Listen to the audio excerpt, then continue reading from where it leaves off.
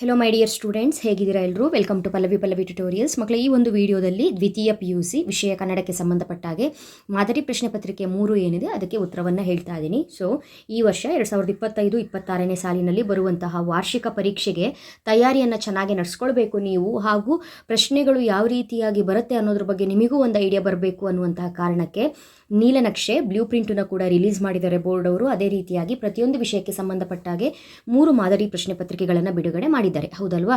So ಒಂದೊಂದು ವಿಷಯಕ್ಕೆ ಸಂಬಂಧಪಟ್ಟಂತೆ ಮಾದರಿ ಪ್ರಶ್ನೆ ಪತ್ರಿಕೆಗಳನ್ನು ಬಿಡಿಸ್ತಾ ಇದ್ದೀನಿ ನಾನು.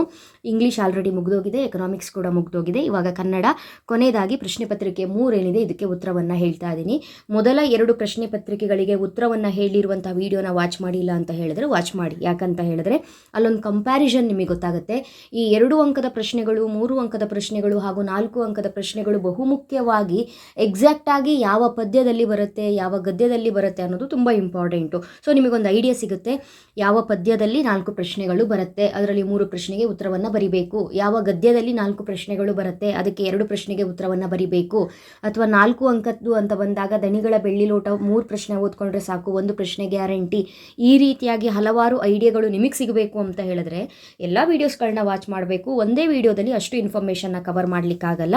ಸೊ ಯಾರ್ಯಾರು ಮಾದರಿ ಪ್ರಶ್ನೆ ಪತ್ರಿಕೆ 1 ಮತ್ತು 2 ವಾಚ್ ಮಾಡಿಲ್ಲ ಅಂತ ಹೇಳಿದ್ರೆ ವಾಚ್ ಮಾಡ್ಕೊಂಡು ಬನ್ನಿ. ಸೊ ಇದು ಕನ್ನಡಕ್ಕೆ ಸಂಬಂಧಪಟ್ಟಾಗೆ, ಅದು ಮಾದರಿ ಪ್ರಶ್ನೆ ಪತ್ರಿಕೆಗೆ ಸಂಬಂಧಪಟ್ಟಾಗೆ 3ನೇ ವಿಡಿಯೋ ಆಗಿರುತ್ತೆ. ಪ್ರಶ್ನೆ ಪತ್ರಿಕೆ ಮಾದರಿ ಪ್ರಶ್ನೆ ಪತ್ರಿಕೆ 3 ಇದರಲ್ಲಿ ಕೊಟ್ಟಿರುವಂಥ ಪ್ರಶ್ನೆಗಳು ನಿಮಗೆ ಪ್ರಶ್ನೆಗಳು ಯಾವ ಪ್ಯಾಟರ್ನಲ್ಲಿ ಬರುತ್ತೆ ಅಂತ ಆಲ್ರೆಡಿ ಗೊತ್ತಿದೆ. ಇಲ್ಲಿ ಮೊದಲನೇದಾಗಿ ಆ ವಿಭಾಗದಲ್ಲಿ ಬಹು ಆಯ್ಕೆ ಪ್ರಶ್ನೆಗಳಿರುತ್ತೆ. ಪ್ರತಿಯೊಂದು ಪ್ರಶ್ನೆಗೂ 4 ಆಯ್ಕೆಗಳಿರುತ್ತೆ. ಸರಿಯಾದ ಆಯ್ಕೆಯನ್ನು ನೀವು ಆರಿಸಿ ಬರೀಬೇಕಾಗುತ್ತೆ. ಅದಾದ ನಂತರ 5 ಬಿಟ್ಟ ಸ್ಥಳ, 5 ಹೊಂದಿಸಿ ಬರೆಯಿರಿ. ನೆಕ್ಸ್ಟು 2 ಅಂಕ, 3 ಅಂಕ, 4 ಅಂಕ. ಅದೇ ರೀತಿಯಾಗಿ ಭಾಷಾಭ್ಯಾಸ ಪ್ರಶ್ನೆಗಳು, ಪ್ರಬಂಧ, ಪತ್ರ. ಇಷ್ಟನ್ನ ನೀವು ಕಾನ್ಸೆಪ್ಟ್ ಬಗ್ಗೆ ಏನಾಗಿರಬೇಕು, ರೆಡಿ ಆಗಿರಬೇಕು. ಓಕೆನಾ? ಹಾಗಾದರೆ ಮಾದರಿ ಪ್ರಶ್ನೆ ಪತ್ರಿಕೆ 3ರಲ್ಲಿ ಯಾವ್ಯಾವ ರೀತಿ ಪ್ರಶ್ನೆಗಳನ್ನ ಕೊಟ್ಟಿದ್ದಾರೆ, ಅದಕ್ಕೆ ಉತ್ತರ ಏನು ಅಂತ ನೋಡ್ತಾ ಹೋಗೋಣ. ಮೊದಲ ಪ್ರಶ್ನೆ, ಸೀತೆಯು ತೃಣ ಸಮಾನವೆಂದು ಭಾವಿಸಿದ್ದು ಯಾರನ್ನ? ಇದಕ್ಕೆ ಸರಿಯಾದಂತಹ ಉತ್ತರ ರಾವಣನ ರೂಪವನ್ನು. ಯಾರ ಕೈಯಲ್ಲಿ ದರ್ಪಣವಿದ್ದು ಫಲವಿಲ್ಲ? ಅಂಧಕನ ಕೈಯಲ್ಲಿ. ಸರಿಯಾದಂತಹ ಆಯ್ಕೆ ಅಂಧಕ. ಯಾವುದನ್ನು ಗೆದ್ದವನನ್ನು ಯೋಗಿ ಎನ್ನಬಹುದು? ಅರಿಷಡ್ವರ್ಗಗಳನ್ನು ಗೆದ್ದವನನ್ನು ಯೋಗಿ ಎನ್ನಬಹುದು. ಹಾಗಾಗಿ ಆಯ್ಕೆ ಮೊದಲನೇ ಸರಿಯಾಗಿರುತ್ತೆ, ಅರಿಷಡ್ವರ್ಗ. ಜಾಲಿಯ ರಸಸ್ವಾದ ಹೇಗಿರುತ್ತದೆ? ಜಾಲಿಯ ರಸಸ್ವಾದ ವಿಷದಂತೆ ಇರುತ್ತದೆ. ನೆಕ್ಸ್ಟು 5ನೇ ಪ್ರಶ್ನೆ, ಬಾನ್ ಹೊಗರಲುಂಟು, ಮರ ಚಿಗುರಲುಂಟು, ಬರಲುಂಟೆ ಸುಗ್ಗಿ ಮತ್ತೆ. ಈ ಸಾಲುಗಳಲ್ಲಿ ಹೊಮ್ಮಿರುವ ಕವಿಯ ಭಾವವೆಂದರೆ? ಸರಿಯಾದ ಆಯ್ಕೆ ಬಾನು ಮತ್ತು ಮರದ ನಿತ್ಯ ನೂತನತೆ ನಮಗಿಲ್ಲವೆಂಬುದು. ಮೊದಲನೇ ಆಯ್ಕೆ ಸರಿಯಾದ ಉತ್ತರ. ಬಾನು ಮತ್ತು ಮರದ ನಿತ್ಯ ನೂತನತೆ ನಮಗಿಲ್ಲ ಎಂಬುದು. ಬಸಲಿಂಗ ವೈದ್ಯರಿಗಾಗಿ ಅಲೆದಾಗ ಜೊತೆಗಿದ್ದಂತಹ ರಾಜಕಾರಣಿ ಯಾರು? ಬಹುಮುಖ್ಯ ಪ್ರಶ್ನೆ ಇದು. ಬಸಲಿಂಗ ವೈದ್ಯರಿಗಾಗಿ ಅಲೆದಾಗ ಜೊತೆಗಿದ್ದಂತಹ ರಾಜಕಾರಣಿ ರುದ್ರಪ್ಪ. ಮುಂದಿನ ಪ್ರಶ್ನೆ, 7ನೇ ಪ್ರಶ್ನೆ, ಪ್ರತಿಯೊಬ್ಬ ಕನ್ನಡಿಗನು ಪ್ರತಿಯೊಂದು ಅಂಗುಲದಲ್ಲಿಯೂ ಕನ್ನಡಿಗನಾಗಬೇಕು. ಆಗ ಮಾತ್ರ ಅನೇಕ ಸಮಸ್ಯೆಗಳಿಗೆ ಪರಿಹಾರ ದೊರಕುತ್ತದೆ ಎಂದು ಹಾಮಾನಾಯಕರು ಹೇಳಿರುವುದರ ಸಾರ ಅಂತ ಕೇಳಿದರೆ, ಪ್ರತಿಯೊಬ್ಬ ಕನ್ನಡಿಗನು ಪ್ರತಿಯೊಂದು ಅಂಗುಲದಲ್ಲಿಯೂ ಕನ್ನಡಿಗನಾಗಿರಬೇಕು, ಆಗ ಮಾತ್ರ ಅನೇಕ ಸಮಸ್ಯೆಗಳಿಗೆ ಪರಿಹಾರ ದೊರಕುತ್ತದೆ ಅಂತ ಹೇಳಿದ್ರೆ ಇದರ ಸಾರ ಕನ್ನಡದ ಕೆಲಸಗಳಲ್ಲಿ ಸಾರ್ವಜನಿಕರ ಹೊಣೆಯೂ ಇರುತ್ತದೆ ಎಂಬುದು. ಕನ್ನಡದ ಕೆಲಸಗಳಲ್ಲಿ ಸಾರ್ವಜನಿಕರ ಹೊಣೆಯೂ ಇರುತ್ತದೆ. ಮೊದಲನೇ ಆಯ್ಕೆ ಸರಿಯಾದ ಉತ್ತರ. ಆನೆಯ ಮಾವುತನ ಹೆಸರೇನು? ಆನೆಯ ಮಾವುತನ ಹೆಸರು ವೇಲಾಯುಧ. 9ನೇ ಪ್ರಶ್ನೆ, ಅದು ಹೇಗೆ ಆನೆ ಕೆಲಸ ಅಂತೀಯ? ತಂತಿ ಮೇಲೆ ಕೊಂಬೆ ಎಳೆದರೆ ಅದಕ್ಕೆ ಕರೆಂಟ್ ಹೊಡೆದು ಸತ್ತೋಗೋದಿಲ್ವೇನು ಎಂಬ ನಿರೂಪಕರ ಮಾತಿನಲ್ಲಿ ವ್ಯಕ್ತವಾಗಿರುವಂತಹ ಭಾವ ಯಾವುದು ಕೇಳಿದರೆ, ಇದರಲ್ಲಿರುವಂತಹ ಭಾವ ದುರ್ಗಪ್ಪನ ಮಾತಿನ ಮೇಲಿನ ಅಪನಂಬಿಕೆ, ಅವನ ಮಾತಿನ ಮೇಲಿದ್ದಂತಹ ಅಪನಂಬಿಕೆ. ಹಾಗಾಗಿ ಈ ಮಾತನ್ನು ಹೇಳಿರೋದು. ಸರಿಯಾದ ಉತ್ತರ 2ನೇ ಆಯ್ಕೆ. 10ನೇ ಪ್ರಶ್ನೆ, ಕೊನೆ ಪ್ರಶ್ನೆ, ಬಹು ಆಯ್ಕೆಗೆ ಸಂಬಂಧಪಟ್ಟಂತೆ, ಟೆಲಿಫೋನ್ ಸಿಬ್ಬಂದಿ ಮುಷ್ಕರ ಹೂಡಿದ್ದು ಇವರ ವಿರುದ್ಧ ಅಂತ ಪ್ರಶ್ನೆಯನ್ನು ಕೇಳಿದರೆ ಲೋಕೋಪಯೋಗಿ ಇಲಾಖೆ. ನೆಕ್ಸ್ಟು ಬಿಟ್ಟ ಸ್ಥಳ ಪ್ರಶ್ನೆಗಳು. 5 ಬಿಟ್ಟ ಸ್ಥಳ ಪ್ರಶ್ನೆಗಳನ್ನು ಕೇಳಿರ್ತಾರೆ. ಬ್ರಾಕೆಟಲ್ಲಿ ಸರಿಯಾದ ಉತ್ತರವನ್ನು ಶಫಲ್ ಮಾಡಿ ಆ ಕಡೆ ಈ ಕಡೆ ಮಾಡಿ ಕೊಟ್ಟಿರ್ತಾರೆ. ಸರಿಯಾದಂತಹ ಉತ್ತರವನ್ನು ಆರಿಸಿ ನೀವು ಬರಿಬೇಕು. ಮೊದಲ ಬಿಟ್ಟ ಸ್ಥಳ ಪ್ರಶ್ನೆ. ಅದೃಷ್ಟದ ಪ್ರಶ್ನೆ ಬಂದಾಗ ಲೇಖಕಿಗೆ ನೆನಪಾಗುವುದು ಡ್ಯಾಶ್ ಫ್ಲೇವಿಯಾ. ದಣಿಗಳ ಮನೆಯ ಪಕ್ಕದಲ್ಲಿ ಹರಿಯುತ್ತಿದ್ದ ಹೊಳೆ ಯಾವುದು? ಶಾಂಭವಿ. ಡ್ಯಾಶ್ ವಿಜ್ಞಾನದ ಅಡಿಪಾಯವೆಂಬುದು ಕಲಾಂ ಅವರ ಅಭಿಪ್ರಾಯ. ವೆರಿ ಇಂಪಾರ್ಟೆಂಟ್ ಕ್ವಶನ್ನು, ಪ್ರಶ್ನೆ ಕೇಳುವುದು. ಕನ್ನಡವು ಕಸ್ತೂರಿಯಲ್ಲವೇ ಎಂದವರು ಯಾರು? ಮನೋರಮೆ. ಡ್ಯಾಶ್ ಎಂಬುದು ಹಳ್ಳಿಯ ಚಹಾ ಹೋಟೆಲಿನ ಹೆಸರು? ಚಂದ್ರಭವನ. ಚಂದ್ರಭವನ. ನೆಕ್ಸ್ಟು ಹೊಂದಿಸಿ ಬರೆಯಿರಿ ಪ್ರಶ್ನೆಗಳು.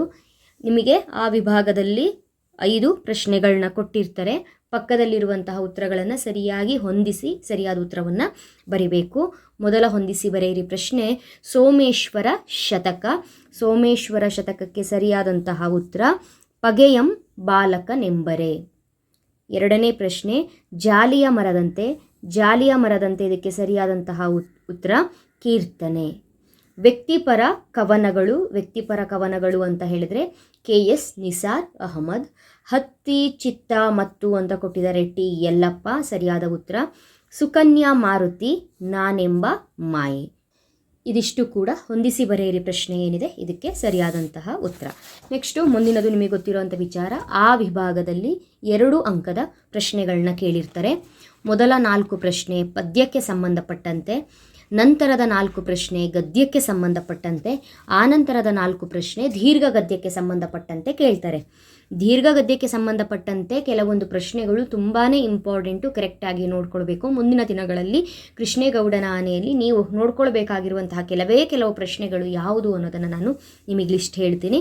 ಅದೇ ರೀತಿ ಪದ್ಯ ಹಾಗೂ ಗದ್ಯಕ್ಕೆ ಸಂಬಂಧಪಟ್ಟಂತೆ ಕೂಡ 2 ಅಂಕದ ಬಹುಮುಖ್ಯ ಪ್ರಶ್ನೆಗಳು ಯಾವುದು ಅನ್ನೋದನ್ನು ಮುಂದಿನ ದಿನಗಳಲ್ಲಿ ವಿಡಿಯೋ ಮಾಡಿ ಅಪ್ಲೋಡ್ ಮಾಡ್ತೀನಿ. ಓಕೆನಾ? ಇಲ್ಲಿ ಮೊದಲ 3 ಪ್ರಶ್ನೆಗಳಿಗೆ ಉತ್ತರವನ್ನು ಬರೀರಿ ಅಂತ ಪದ್ಯ ಭಾಗಕ್ಕೆ ಸಂಬಂಧಪಟ್ಟಂತೆ 4 ಪ್ರಶ್ನೆಯನ್ನು ಕೊಟ್ಟಿರ್ತಾರೆ. ಯಾವ 3 ಪ್ರಶ್ನೆ ಬೇಕಿದ್ರೂ ನೀವು ಆಯ್ಕೆಯನ್ನು ಮಾಡ್ಕೊಳ್ಬಹುದು. ಇಲ್ಲಿ ಪದ್ಯ 1, ಅದೇ ರೀತಿ ಪದ್ಯ 4 ಪಗೆಯಂ ಬಾಲಕನೆಂಬರೆ, ಪದ್ಯ 7, ಪದ್ಯ 9. ಈ 4 ಪದ್ಯಗಳಿಂದ 2 ಅಂಕದ ಒಂದೊಂದು ಪ್ರಶ್ನೆಯನ್ನು ತೆಗೆದಿದ್ದಾರೆ. ಮೊದಲ ಪ್ರಶ್ನೆ, ಸೀತೆಯ ತಲ್ಲಣಕ್ಕೆ ಕಾರಣವೇನು? ಈ ಪ್ರಶ್ನೆಗೆ ಉತ್ತರ, ರಾವಣನ ಆಗಮನದ ಸುದ್ದಿ ತಿಳಿದ ಸೀತೆಯು ರಾಮ ಲಕ್ಷ್ಮಣರ ಬಗ್ಗೆ ಏನನ್ನು ಕೇಳಬೇಕಾಗುತ್ತದೋ, ಯಾವ ಕೆಟ್ಟ ಸುದ್ದಿಯನ್ನು ರಾವಣ ತಂದಿರುವನು ಎಂದು ಸೀತೆ ತಲ್ಲಣಗೊಂಡಳು. ಎರಡನೇ ಪ್ರಶ್ನೆ, ರಾಜ ಮತ್ತು ಮಂತ್ರಿಗಳಿಗೆ ಯಾವ ಅರ್ಹತೆಗಳಿರಬೇಕೆಂದು ಕವಿ ಹೇಳಿದ್ದಾನೆ? ಯಾರು ಏನೆಂದರೂ ಕೋಪಿಸಿಕೊಳ್ಳದೆ ತಾಳ್ಮೆಯಿಂದ ಇರುವವನು ರಾಜನಾಗುತ್ತಾನೆ, ನಾನಾ ಬಗೆಯ ಚಮತ್ಕಾರಗಳನ್ನು ಬಲ್ಲವನು ಮಂತ್ರಿಯಾಗುತ್ತಾನೆ ಅಂತ ಉತ್ತರವನ್ನು ಬರಿಬೇಕು. ಮುಂದಿನ ಪ್ರಶ್ನೆ, ಕವಿ ಬೇಂದ್ರೆಯವರು ಹೇಳಿರುವಂತೆ ಮುಪ್ಪು ಮತ್ತು ಹರೆಯದ ನಡುವಿನ ವ್ಯತ್ಯಾಸವೇನು? ಕವಿಯ ಪ್ರಕಾರ ಮುಪ್ಪು ಚಿಂತನದಿ ಮುಳುಗುವ ಕಾಲ, ಬದುಕಿನ ಅಂತ್ಯದ ಮುಳುಗುವ ಹೊತ್ತು, ಹರೆಯ ಸುಗ್ಗಿಯಂತೆ ಸಂಭ್ರಮ, ಬೆಳಗು ಜಾವದಂತೆ ಹೊಸ ಹುರುಪಿನ ಸಮೃದ್ಧಿಯ ಚೈತನ್ಯದ ಕಾಲವಾಗಿದೆ. ಫಸ್ಟು ಮುಪ್ಪು ಅಂತ ಹೇಳಿದ್ರೆ ಏನು ಅಂತ ಬರೀರಿ. ಕವಿಯ ಪ್ರಕಾರ ಮುಪ್ಪು ಚಿಂತನದಿ ಮುಳುಗುವ ಕಾಲ, ಬದುಕಿನ ಅಂತ್ಯದ ಮುಳುಗುವ ಹೊತ್ತು, ಹರೆಯ ಅಂತ ಹೇಳಿದರೆ ಸುಗ್ಗಿಯಂತೆ ಸಂಭ್ರಮ, ಬೆಳಗು ಜಾವದಂತೆ ಹೊಸ ಹುರುಪಿನ ಸಮೃದ್ಧಿಯ ಚೈತನ್ಯದ ಕಾಲವಾಗಿದೆ.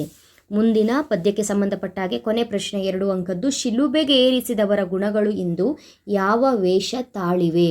ರಿಪೀಟೆಡ್ ಕ್ವಶನ್ ಇದು. ಶಿಲುಬೆಗೇರಿಸಿದ ಗುಣಗಳು ವೇಷ ಮರೆಸಿದ ಕೇಡುಗಳಾಗಿವೆ. ಅವರ ಕೇಡುಗಳಿಂದು ರೈಫಲ್ಲು, ಟ್ಯಾಂಕು, ಬಾಂಬ್, ಗ್ರನೇಡ್ಗಳ ರೂಪವನ್ನು ತಾಳಿವೆ.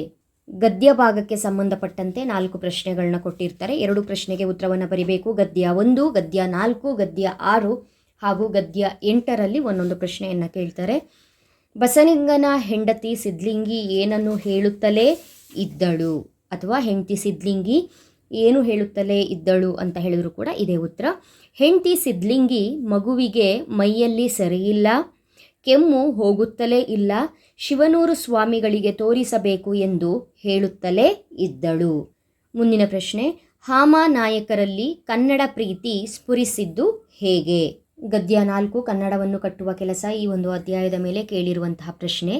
ಲೇಖಕರಲ್ಲಿ ಕನ್ನಡ ಪ್ರೀತಿ ಯಾವುದೋ ಸಂದರ್ಭ ಅಥವಾ ಚಳುವಳಿಯಿಂದ ಹುಟ್ಟಿಕೊಂಡಿದ್ದಲ್ಲ, ಅದು ಎಳವೆಯಿಂದಲೇ ಬಂದದ್ದು.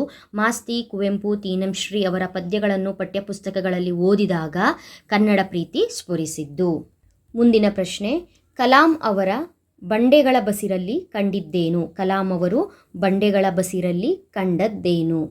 ಕಲಾಂ ಒಬ್ಬ ಶಿಲ್ಪಿಯಂತೆ ಬಂಡೆಯಲ್ಲಡಗಿರುವ ಶಿವಶಕ್ತಿಯನ್ನು ಕಾಣುತ್ತಾರೆ. ಬಂಡೆಗಳ ಬಸಿರಲ್ಲಿ ಶಿವನ ನಿಹಿತ ಶಕ್ತಿಯನ್ನು ಕಂಡರು ಕಲಾಂ. ಕ್ಷಿಪಣಿ ರೂಪದಲ್ಲಿ ಶಕ್ತಿ ಹೊರಬರಲು ಕಂಪಿಸುತ್ತಿರುವಂತೆ ಅವರ ಒಳಗಣ್ಣು ಬಂಡೆಯನ್ನು ನೋಡಿತು. ಮುಂದಿನ ಪ್ರಶ್ನೆ, ರೋಗಿಗಳ ಹಾಗೂ ಪಥ್ಯ ಮಾಡುವವರ ಜಿದ್ದು ಎಂತಹದು? ರೋಗಿಗಳು ಹಾಗೂ ಪಥ್ಯ ಮಾಡುವವರು ಮನೆಯಲ್ಲಿ ಪಥ್ಯ ಮಾಡುತ್ತಾ ಚಹಫಳಾರದ ಅಂಗಡಿಯಲ್ಲಿ ಕರಿದ ಪದಾರ್ಥಗಳನ್ನು ತಿನ್ನುತ್ತಿದ್ದರಿಂದ ಅವರ ಜಡ್ಡು ವಾಸಿಯಾಗುತ್ತಿರಲಿಲ್ಲ. ಹಾಗಾಗಿ ಹಾಗೂ ಸಾಯುತ್ತೇವೆ, ಹೀಗೂ ಸಾಯುತ್ತೇವೆ, ಕರಿದಿದ್ದನ್ನು ತಿಂದು ಸಾಯುತ್ತೇವೆ ಎನ್ನುವ ಜಿದ್ದು ಅವರದ್ದು. ಮುಂದಿನ 2 ಅಂಕದ ಪ್ರಶ್ನೆಗಳು. ದೀರ್ಘಗದ್ಯ ಕೃಷ್ಣೇಗೌಡನ ಆನೆ ಏನಿದೆ, ಈ ದೀರ್ಘಗದ್ಯಕ್ಕೆ ಸಂಬಂಧಪಟ್ಟಂಥ ಪ್ರಶ್ನೆ. 4 ಪ್ರಶ್ನೆಯನ್ನು ಕೇಳಿದ್ದಾರೆ. ಮೊದಲ ಪ್ರಶ್ನೆ, ಸೊರಗಿದ್ದ ಆನೆಯನ್ನು ಕೃಷ್ಣೇಗೌಡ ಹೇಗೆ ಸಾಕಿದ? ಮಠದಿಂದ ಆನೆಯನ್ನು ತಂದ ಕೃಷ್ಣೇಗೌಡ ಮಠದಲ್ಲಿ ಬರೀ ಒಣಹುಲ್ಲು ಮೊಸರನ್ನು ತಿಂದು ಸೊರಗಿದ್ದ ಆನೆಗೆ ಬಯನೆ ಸೊಪ್ಪು, ಹಸಿ ಹುಲ್ಲು, ಹಿಂಡಿ, ಬೆಲ್ಲ, ಗೆಣಸು ಎಲ್ಲವನ್ನು ತಿನ್ನಿಸಿ ಪಗಡುದಸ್ತಾಗಿ ಸಾಕಿದನು.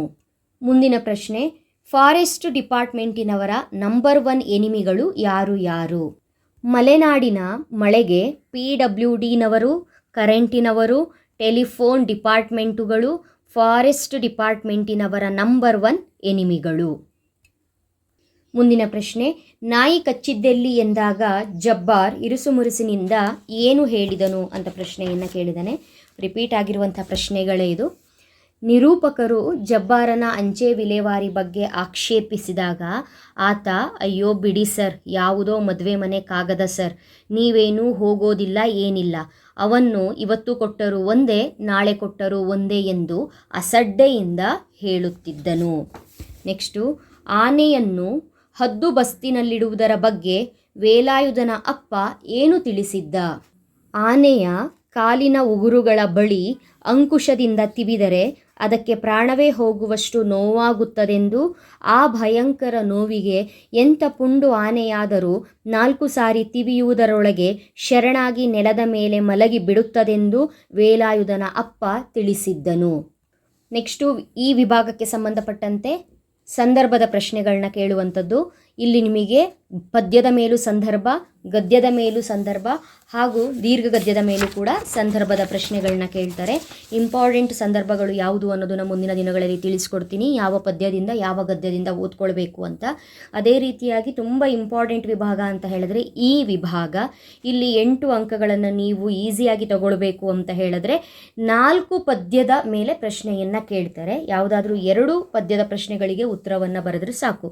ಹಾಗಾದರೆ ಆ 4 ಪದ್ಯಗಳಲ್ಲಿ ಗ್ಯಾರಂಟಿ ಕೇಳುವಂತಹ 2 ಪದ್ಯಗಳು ಯಾವುದು, ಎಷ್ಟು ಪ್ರಶ್ನೆಗಳನ್ನ ನೀವು ನೋಡ್ಕೊಳ್ಬೇಕು, 8 ಅಂಕವನ್ನು ಹೇಗೆ ತಗೊಳ್ಬೇಕು ಅನ್ನೋದು ಮುಂದಿನ ದಿನಗಳಲ್ಲಿ ವೀಡಿಯೋಸ್ಗಳನ್ನ ಮಾಡಿ ಅಪ್ಲೋಡ್ ಮಾಡ್ತೀನಿ.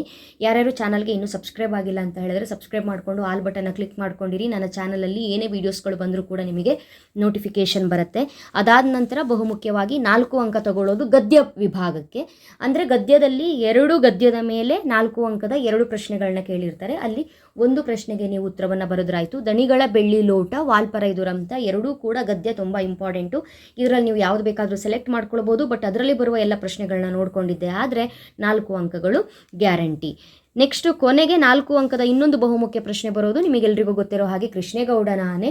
ಒಟ್ಟು ನೀವು ಇಡೀ ಪ್ರಶ್ನೆ ಪತ್ರಿಕೆಯಲ್ಲಿ ಕೃಷ್ಣೇಗೌಡನ ಆನೆ ದೀರ್ಘಗದ್ಯದ ಮೇಲೆ 25 ಅಂಕದ ಪ್ರಶ್ನೆಗಳು ಬರುತ್ತೆ. ಎಲ್ಲ ಕಡೆ ಎಲ್ಲ ವಿಭಾಗದಲ್ಲಿ ಸೇರಿ 25 ಅಂಕದ ಪ್ರಶ್ನೆಗಳು ಬರುತ್ತೆ. ಕರೆಕ್ಟಾಗಿ ನೋಡ್ಕೊಳ್ಬೇಕು. ಇಲ್ಲೂ ಸಹ 2 ಪ್ರಶ್ನೆಯನ್ನು ಕೇಳಿರ್ತಾರೆ. ಒಂದೇ ಪ್ರಶ್ನೆಗೆ ಉತ್ತರವನ್ನು ಬರೆದ್ರೆ ಸಾಕು. ನೆಕ್ಸ್ಟು ಭಾಷಾಭ್ಯಾಸ. ಇಲ್ಲಿ ನಾನಾರ್ಥಗಳನ್ನು ಬರೆಯಿರಿ ಅಂತ 45ನೇ ಪ್ರಶ್ನೆ. 46ನೇ ಪ್ರಶ್ನೆ ಗುಣವಾಚಕ. 47ನೇ ಪ್ರಶ್ನೆ ಕಾಲವನ್ನು ಗುರುತಿಸಿ ಅಂತ ಕೇಳಿದ್ದಾರೆ. ಹಾಗಾದರೆ ಇಲ್ಲಿ ಕೇಳಿರುವಂಥ ಪ್ರಶ್ನೆಗಳಿಗೆಲ್ಲ ಉತ್ತರ ಏನು ಅನ್ನೋದನ್ನು ಒಂದು ಸಲ ನೋಡಿಕೊಂಡು ಒಂದು ಕಡೆ ಬರೆದಿಟ್ಕೊಳ್ಳಿ, ನಿಮಗೆ ಹೆಲ್ಪ್ಫುಲ್ ಆಗಿರುತ್ತೆ. 45ನೇ ಪ್ರಶ್ನೆ ನಾನಾರ್ಥ ಬರೆಯಿರಿ ಅಂತ ಹೇಳಿಕೊಂಡು ನರ, ಗಂಡ, ಮುನಿ 3 ಪದವನ್ನು ಕೊಟ್ಟಿದ್ದಾರೆ. ಯಾವುದಾದ್ರೂ 2 ಪದಕ್ಕೆ ಬರೆದ್ರೆ ಸಾಕು ಉತ್ತರ. ನರ ಅಂತ ಹೇಳಿದರೆ ಮನುಷ್ಯ, ನರ ಅಂತ ಹೇಳಿದರೆ ರಕ್ತನಾಳ, ಗಂಡ ಅಂತ ಹೇಳಿದರೆ ಪತಿ ಮತ್ತು ವೀರ, ಮುನಿ ಅಂತ ಹೇಳಿದರೆ ಋಷಿ ಅಂತ ಕೂಡ ಕರಿಬಹುದು, ಸಂತ ಅಂತ ಕೂಡ ಕರಿಬಹುದು. ಇವು ನಾನಾರ್ಥಕಗಳು. ನೆಕ್ಸ್ಟು ಗುಣವಾಚಕಗಳನ್ನು ಬರೆಯಿರಿ ಅಂತ 3 ಪದವನ್ನು ಕೊಟ್ಟಿದ್ದಾರೆ. ದುರ್ಜನರು, ದುಷ್ಟ, ಹಾಡು ಹಕ್ಕಿ, ಹಾಡು, ದೂರದೃಷ್ಟಿಯಲ್ಲಿರುವ ಗುಣವಾಚಕ ದೂರ. ಇದಿಷ್ಟು ಕೂಡ ಉತ್ತರ ಆಗಿರುತ್ತೆ. ನೆಕ್ಸ್ಟು ಕಾಲವನ್ನು ಗುರುತಿಸಿ ಅಂತ ಹೇಳಿಕೊಂಡು 3 ಪದವನ್ನು ಕೊಟ್ಟಿದ್ದಾರೆ. ನಲಿಯುತ್ತಾ, ತಿಂದನು, ನೋಡಿದಳು. ನಲಿಯುತ್ತಾ ಉತ್ತ ಅನ್ನುವಂತಹ ಉಚ್ಚಾರ ಬಂದರೆ ವರ್ತಮಾನ ಕಾಲ, ತಿಂದನು ದ ಅನ್ನುವಂತಹ ಉಚ್ಚಾರ ಬಂದಿದ್ದಾದರೆ ಅದು ಭೂತಕಾಲ, ನೋಡಿದಳು ಭೂತಕಾಲ. ವಿಭಕ್ತಿಗಳನ್ನು ಹೆಸರಿಸಿ ಅಂತ ಹೇಳಿಕೊಂಡು 3 ಪದವನ್ನು ಕೊಟ್ಟಿದ್ದಾರೆ. ಮನೆಯಲ್ಲಿ ಹರೆಯಕ್ಕೆ ನಲ್ಗತೆಯಂ ಕೊಟ್ಟಿದ್ದಾರೆ. ಮನೆಯಲ್ಲಿ ಅಲ್ಲಿ ಸಪ್ತಮಿ ವಿಭಕ್ತಿ, ಹರೆಯಕ್ಕೆ ಕೆ ಚತುರ್ಥಿ ವಿಭಕ್ತಿ, ನಲ್ಗತೆಯಂ ಅಲ್ಲಿ ನಲ್ಗತೆಯಂ ನಲ್ಗತೆ ಇಂ ಅವೆಲ್ಲವೂ ಕೂಡ ಇಂಪಾರ್ಟೆಂಟ್ ಆಗುತ್ತೆ. ಇಲ್ಲಿ ನಲ್ಗತೆಯಂ ಅಂ ಬರುತ್ತೆ ದ್ವಿತೀಯ ವಿಭಕ್ತಿ. ನೆಕ್ಸ್ಟು 3 ನುಡಿಗಟ್ಟುಗಳನ್ನು ಕೊಟ್ಟಿದ್ದಾರೆ 49ನೇ ಪ್ರಶ್ನೆಯಲ್ಲಿ. ಇಲ್ಲಿ ನೀವು ದಾರಿದೀಪ, ರೈಲು ಬಿಡು, ಕೈಕೊಡು ಅಂತ ಹೇಳ್ಕೊಂಡು 3 ಪದಗಳಿದೆ. ಯಾವುದಾದ್ರೂ 2 ಪದಗಳಿಗೆ ನೀವು ಸ್ವಂತ ವಾಕ್ಯದಲ್ಲಿ ಬರೆದರೆ ಸಾಕು. ದಾರಿದೀಪ, ಶಿಕ್ಷಕರ ಬುದ್ಧಿಮಾತುಗಳು ವಿದ್ಯಾರ್ಥಿಗಳಿಗೆ ದಾರಿದೀಪ. ನೆಕ್ಸ್ಟು 2ನೇ ಪದ ಕೊಟ್ಟಿರುವಂಥದ್ದು ಕೈಕೊಡು, ಕಷ್ಟದಲ್ಲಿದ್ದಾಗ ಸ್ನೇಹಿತರಿಗೆ ಕೈ ಕೊಡಬಾರದು. 3ನೇ ಪದ ಅವರು ಕೊಟ್ಟಿರೋದು ರೈಲು ಬಿಡು, ವಿದ್ಯಾರ್ಥಿಗಳು ಮನೆಗೆಲಸ ಮಾಡದೆ ರೈಲು ಬಿಡುತ್ತಾರೆ. 50ನೇ ಪ್ರಶ್ನೆಯನ್ನು ಕೇಳಿದರೆ ಯಾವುದಾದರೂ 2 ಅನ್ಯ ದೇಶೀಯ ಪದಗಳನ್ನು ಬರೆಯಿರಿ ಅಂತ ಕೇಳಿದ್ದಾರೆ. ನೀವು ಓದಿರುವಂತಹ ಗದ್ಯ ಪದ್ಯದಲ್ಲಿ ಯಾವುದಾದ್ರೂ ಅನ್ಯ ದೇಶೀಯ ಪದಗಳನ್ನು ಬರಿಬಹುದು. ಆಪರೇಷನ್ನು ಬರಿಬಹುದು. ನೆಕ್ಸ್ಟು ಕೇಕು ಇದು ಕೂಡ ಬರಿಬಹುದು. ಅಥವಾ ನಿಮಗೆ ಗೊತ್ತಿರುವಂತಹ ಯಾವ ಅನ್ಯ ದೇಶೀಯ ಪದಗಳನ್ನು ಬೇಕಾದರೂ ಬರೀಬಹುದು. ಪದ್ಯ ಭಾಗಕ್ಕೆ ಸಂಬಂಧಪಟ್ಟಂತೆ 10 ಅನ್ಯ ದೇಶೀಯ ಪದಗಳನ್ನು ಬರೆದಿದ್ದೀನಿ. ಗದ್ಯ ಭಾಗಕ್ಕೆ ಸಂಬಂಧಪಟ್ಟಂತೆ ಕೂಡ 10 ಅನ್ಯ ದೇಶೀಯ ಪದಗಳನ್ನು ಬರೆದಿದ್ದೀನಿ. ಯಾವುದಾದ್ರೂ ಒಂದೊಂದು 2ನ್ನ ಸೆಲೆಕ್ಟ್ ಮಾಡಿಕೊಂಡು ಬರೀರಿ. ಪದ್ಯದಲ್ಲೇ ಬರಿಬೇಕು, ಗದ್ಯದಲ್ಲೇ ಬರಿಬೇಕು ಅಂತಿಲ್ಲ. ಯಾವುದಾದ್ರೂ 2 ಅನ್ಯ ದೇಶೀಯ ಪದಗಳನ್ನು ಬರೆದ್ರೆ ಆಯಿತು. ನೆಕ್ಸ್ಟು ಪ್ರಬಂಧ ಬರೆಯಿರಿ ಅಂತ 2 ವಿಷಯವನ್ನು ಕೊಟ್ಟಿದ್ದಾರೆ. ಅರಣ್ಯ ಸಂರಕ್ಷಣೆಯಲ್ಲಿ ನಮ್ಮ ಪಾತ್ರ ಆಗಿರಬಹುದು, ಕಸ ವಿಂಗಡಣೆ ನಾಗರಿಕರ ಹೊಣೆ. ಸೊ ಇದೆರಡು ಪ್ರಬಂಧವನ್ನು ನೀವು ಕರೆಕ್ಟಾಗಿ ನೋಡಿಕೊಂಡ್ರೆ ಯಾವುದಾದ್ರೂ ಒಂದು ಇಂಪಾರ್ಟೆಂಟ್ ಆಗಿರುತ್ತೆ. ಈಗ 3 ಮಾದರಿ ಪ್ರಶ್ನೆ ಪತ್ರಿಕೆಗಳನ್ನ ನೋಡ್ಕೊಂಡಿದ್ದೀರಿ. ಯಾವ ರೀತಿಯಾಗಿ ಪ್ರಬಂಧದ ವಿಷಯಗಳು ಬರ್ತಾ ಇದೆ ಅನ್ನೋದ್ರ ಬಗ್ಗೆ ನಿಮಗೆ ಐಡಿಯಾ ಬಂದಿದೆ. ಸೊ ಪ್ರಬಂಧವನ್ನು ಬರೆಯುವಾಗ ಆ ವಿಷಯಕ್ಕೆ ಸಂಬಂಧಪಟ್ಟಂತೆ ಪೀಠಿಕೆ ಆಗಿರಬಹುದು, ಹೊರ ಅರ್ಥ ಆಗಿರ್ಬೋದು, ಒಳ ಅರ್ಥ ಆಗಿರ್ಬೋದು, ವಿಷಯ ನಿರೂಪಣೆ ಏನಿದೆ ಅದು, ಆ್ಯಂಡ್ ಬಹುಮುಖ್ಯವಾಗಿ ಉಪಸಂಹಾರ ಸ್ಟೆಪ್ ಬೈ ಸ್ಟೆಪ್ಪು ನೀಟಾಗಿ ಬರೀಬೇಕು. ಉತ್ತಮ ಅಂಕಗಳು ನಿಮಗೆ ಸಿಗಬೇಕು ಅಂತ ಹೇಳಿದ್ರೆ. ಕೊನೆಯದಾಗಿ ಪತ್ರ. ಇಲ್ಲಿ ನಿಮಗೆ ಪತ್ರವನ್ನು ಕೊಡುವಾಗ 2 ರೀತಿಯ ಪತ್ರವನ್ನು ಕೊಟ್ಟಿರ್ತಾರೆ. ನೀವು ಯಾವ ಪತ್ರವನ್ನು ಸೆಲೆಕ್ಟ್ ಮಾಡಿಕೊಂಡ್ರೂ ಕೂಡ ಅದರದ್ದು ಏನು ಪ್ಯಾಟ್ರನ್ ಇದೆ ಆ ಪ್ಯಾಟ್ರನ್ನ ಫಾಲೋ ಮಾಡಬೇಕು. ಪ್ಯಾಟ್ರನ್ ಬಿಟ್ಟರೆ ನಿಮಗೆ ಅಂಕಗಳು ಸಿಗಲ್ಲ. ಸೊ ಪತ್ರವನ್ನು ಬರೆಯೋದಕ್ಕೆ ಒಂದು ಪ್ಯಾಟ್ರನ್ ಇರುತ್ತೆ, ಅದನ್ನು ಫಾಲೋ ಮಾಡಿ. ಇಲ್ಲಿ ಗೆಳೆಯ ಗೆಳತಿಗೆ ಆಹ್ವಾನಿಸಿ ಜಾತ್ರೆಗೆ ಬರುವಂತೆ ಒಂದು ಪತ್ರವನ್ನು ಬರೆಯಿರಿ ಅಂತ ಕೇಳಿದರೆ ಅದನ್ನು ಕೂಡ ನೀವು ಆರಿಸ್ಕೊಳ್ಬಹುದು. ಅಥವಾ ವರ್ಗಾವಣೆ ಪತ್ರ ಮತ್ತು ಅಂಕಪಟ್ಟಿಯನ್ನು ಪಡಿಬೇಕು ತಾವು ಅನ್ನೋ ಕಾರಣಕ್ಕೆ ಕೊಡಿ ಅಂತ ಹೇಳ್ಕೊಂಡು ಕಾಲೇಜಿನ ಪ್ರಾಚಾರ್ಯರಿಗೆ ಒಂದು ಪತ್ರವನ್ನು ಬರೀರಿ ಅಂತ ಕೊಟ್ಟಿದ್ದಾರೆ. 2ರಲ್ಲಿ ಯಾವುದನ್ನು ಸೆಲೆಕ್ಟ್ ಮಾಡಿಕೊಂಡ್ರು ಕೂಡ ಕರೆಕ್ಟಾಗಿ ಬರೀರಿ. 4 ಅಂಕಗಳು ಗ್ಯಾರಂಟಿ ಸಿಗುತ್ತೆ. ಸೊ ಇದಿಷ್ಟು ಕೂಡ ಮಾದರಿ ಪ್ರಶ್ನೆ ಪತ್ರಿಕೆ 3ಕ್ಕೆ ಸಂಬಂಧಪಟ್ಟಂತೆ ಪೇಪರ್ 3ರಲ್ಲಿ ಇರುವಂತಹ ಬಹುಮುಖ್ಯ ಪ್ರಶ್ನೆಗಳು. ಇಲ್ಲಿ ದೊಡ್ಡ ಪ್ರಶ್ನೆಗಳಿಗೆ 3 ಅಂಕದ ಸಂದರ್ಭ ಆಗಿರಬಹುದು, 4 ಅಂಕದ ಪ್ರಶ್ನೆಗಳಿಗಾಗಿರಬಹುದು ಉತ್ತರವನ್ನು ಯಾಕೆ ಹೇಳಿಲ್ಲ ಅಂತ ಹೇಳಿದರೆ ನಿಮಗೂ ಓದ್ಕೊಳ್ಳೋದಕ್ಕೆ ತುಂಬಾ ಕಷ್ಟ ಆಗುತ್ತೆ. ಆ ಕಾರಣಕ್ಕಾಗಿ ನಾನು ಗ್ಯಾರಂಟಿ ಬರುವಂಥ ಪ್ರಶ್ನೆಗಳು ಬಹುಮುಖ್ಯವಾಗಿ ಇಂಥ ಗದ್ಯದಲ್ಲಿ ಇಂಥ ಪದ್ಯದಲ್ಲಿ ನೀವು ಓದ್ಕೊಂಡ್ರೆ ಸಾಕು ಅನ್ನುವಂತಹ ಬಹುಮುಖ್ಯ ಪ್ರಶ್ನೆಗಳನ್ನ ನಾನು ಕೊಡ್ತೀನಿ.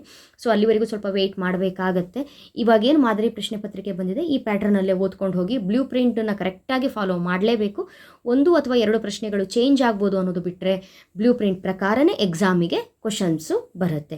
ಸೊ ಈಗ 3 ಮಾದರಿ ಪ್ರಶ್ನೆ ಪತ್ರಿಕೆಗಳನ್ನು ನೋಡಿ ನಿಮಗೇನು ಐಡಿಯಾ ಬಂದಿದೆ ಅಂತ ಹೇಳಿದ್ರೆ ಯಾವ ಪದ್ಯ ಇಂಪಾರ್ಟೆಂಟು, ಯಾವ ಗದ್ಯ ಇಂಪಾರ್ಟೆಂಟು, ಮೊದಲ 10 ಬಹು ಆಯ್ಕೆ ಪ್ರಶ್ನೆಗಳು ಹೇಗೆ ಕೇಳ್ತಾರೆ, ಯಾವ ಪದ್ಯದ ಮೇಲೆ ಕೇಳಿದ್ದಾರೆ, ಯಾವ ಗದ್ಯದ ಮೇಲೆ ಕೇಳಿದ್ದಾರೆ, ಇವೆಲ್ಲವೂ ಕೂಡ ಆಲ್ರೆಡಿ ನಿಮಗೆ ಐಡಿಯಾ ಬಂದಿದೆ. ಸೊ ಓದ್ಕೊಳ್ಳೋದಷ್ಟೇ ಬಾಕಿ.